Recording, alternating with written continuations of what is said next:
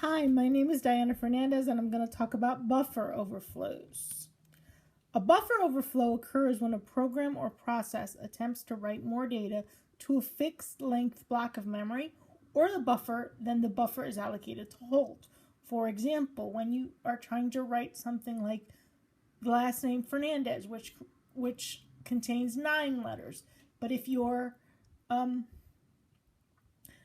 block of memory only allows for 7 or 8, then you will cause a buffer overflow when you try to input the name, because you will be over 1 letter. Since buffers are created to contain a defined amount of data, the extra data can overwrite data values in memory addresses adjacent to the destination buffer, and thus the program includes sufficient bounds checking to flag or discard data when too much is sent to a memory buffer. Despite being well understood, buffer overflows continue to plague software from vendors large and small.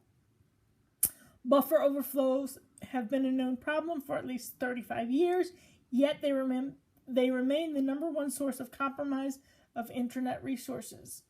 The most famous example is the internet worm of 1988, known as the Morris worm, which was written by a graduate student at Cornell University, Robert Morris, and launched on November 2nd from the MIT campus. This worm made use of a buffer overflow in Finger to exploit thousands of machines on the internet and cause massive headaches for administrators. Now, this worm wasn't intended to collapse the internet. It was just intended to see how much the internet could withstand.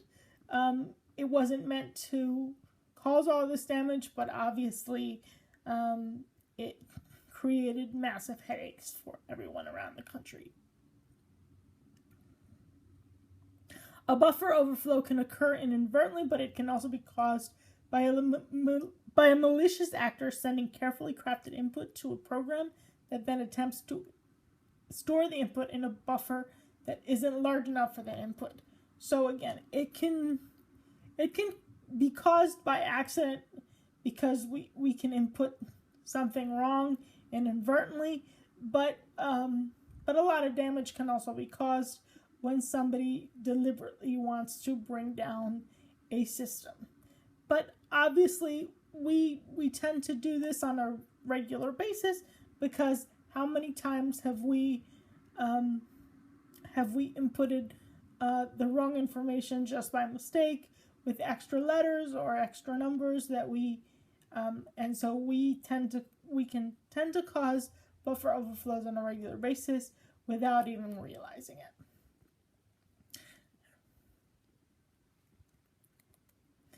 If the access data is written to the adjacent buffer, it overrides any data held there. If the original data includes the exploited function's return pointer, which is the address to which the process should go next, an attacker can set the new values to point to an address of his or her choosing, which the attacker usually sets the new values to point to a location where the exploited payload has been positioned. This alters the execution path of the process and effectively transfers control of the attacker's malicious code.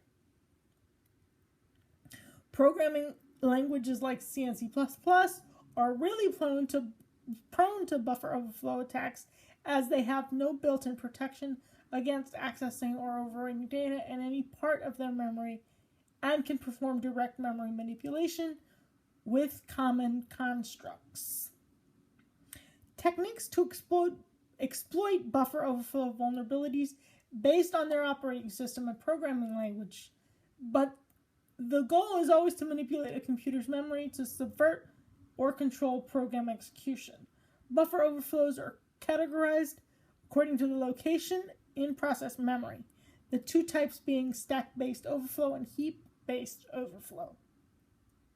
The stack is a continuous space in memory used to organize data associated with function calls, including function parameters, function local variables, and management information such as frame and instruction pointers. The heap is a memory structure used to manage dynamic memory.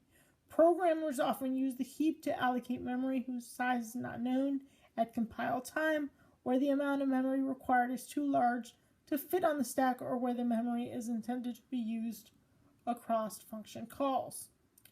Other buffer-related attacks include integer overflow, which is when a number is used in an operation, the results of which requires more memory to store.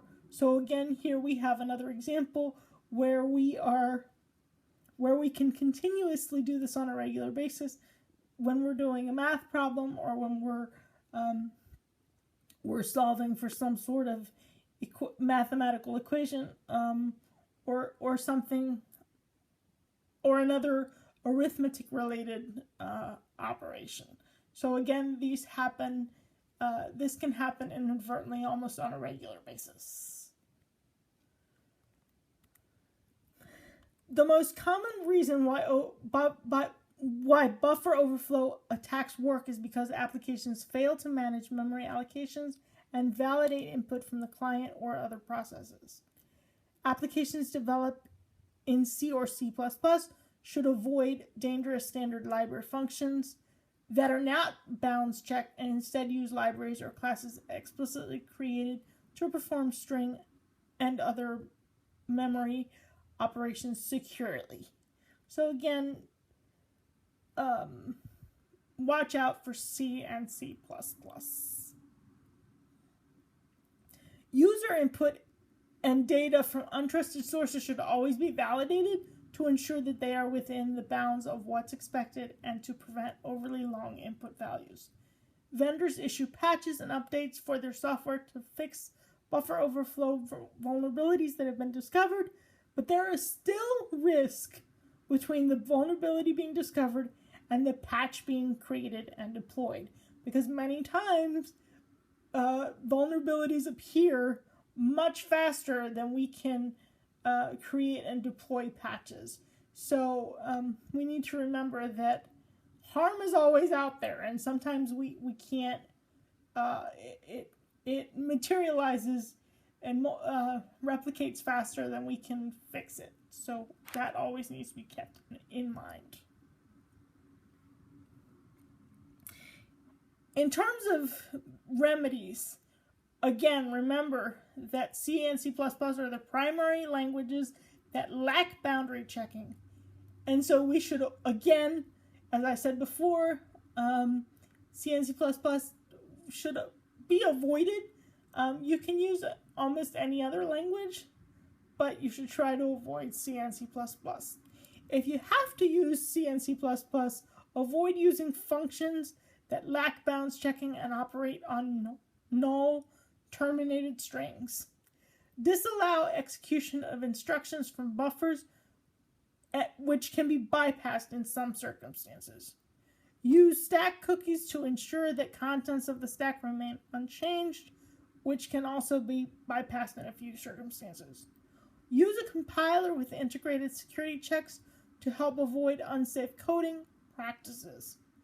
Address space layout randomization can help decrease the probability of buffer overflow by changing addresses dynamically upon reboot, and can also be bypassed in some circumstances.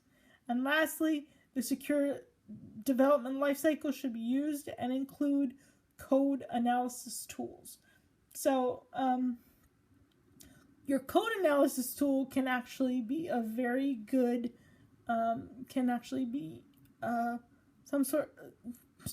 actually your friend in this situation, because it can help you catch buffer overflows before they occur. But the real problem is that buffer overflows are so incredibly widespread that it will be years before the problem can be fully repaired and or patched. This is one reason that the buffer overflow has been called the nuclear bomb of all software vulnerabilities. But honestly, I don't believe that buffer overflows will ever be completely patched or fully repaired, because security vulnerabilities will always be around as long as there are hackers that are willing to exploit them. However, we should always do our best to keep them under control. And hopefully, as time goes by and as things develop more and more, and we see more and more technology come on the scene, we will come up with ways to counteract this.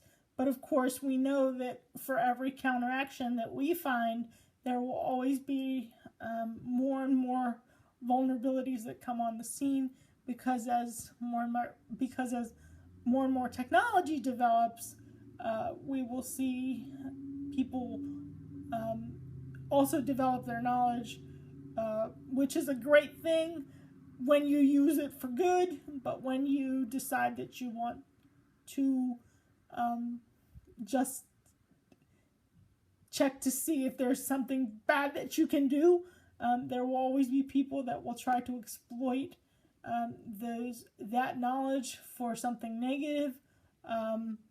Or in the case, for example, of the Morris worm, I'm sure he didn't intend for that damage to occur, but as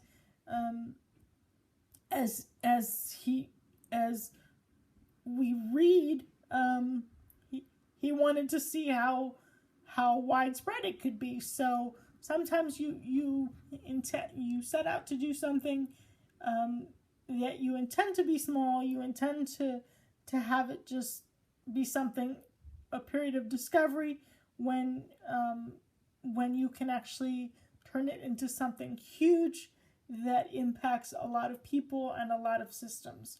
So we should always be careful about what we want to explore, quote unquote, explore on the internet and on the web, and just keep in mind how the possible consequences and the possible trouble that we can cause.